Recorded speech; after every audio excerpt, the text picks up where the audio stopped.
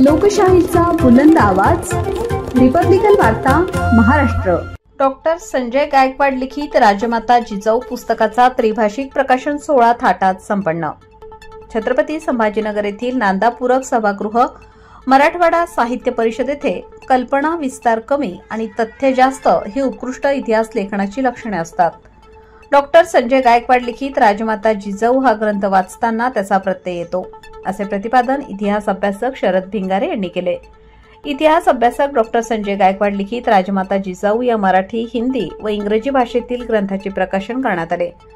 मराठवाडा साहित्य परिषदेच्या सभागृहात शुक्रवारी झालेल्या कार्यक्रमाला आर.के. दमाणी वैद्यकीय महाविद्यालय व हेडगेवार रुग्णालयाच्या अधिष्ठाता डॉक्टर स्वाती शिरडकर, अप्पर कोषागार अधिकारी शरद भिंगारे, ज्येष्ठ साहित्यिक बाबा भांड यांची प्रमुख उपस्थिती होती।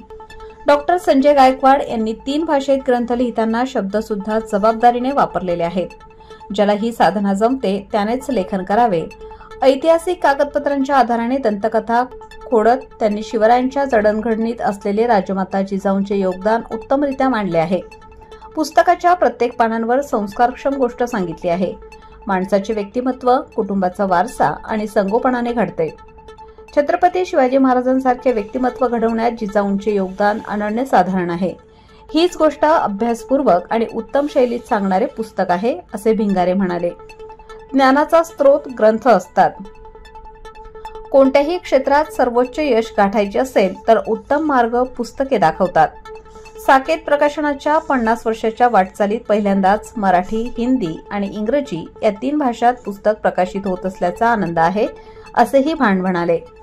विदर्भात जन्मलेल्या जिजाऊंचे सासर मराठवाड्यातले, पुणे भागात राज्यकारभार केला आणि कोकण प्रांतात शेवटचा श्वास घेतला। आपल्या कृतीने 4 विभाग पावन करणाऱ्या लोककल्याणकारी जिजामाता पुस्तकातून मांडण्याचा प्रयत्न केला आहे, असे लेखक गायकवाड म्हणाले। यावेळी सामाजिक कार्यकर्त्या उषा गायतडक, अंबिका टाकळकर आणि डॉक्टर स्वाती शिरडकर यांचा मातृत्वाचा गौरव म्हणून विशेष सन्मान करण्यात आला। साकेत प्रकाशनच्या प्रकाशक प्रतिभा भांड यांनी प्रास्ताविक केले आणि सारंग टाकळकर यांनी सूत्रसंचालन केले।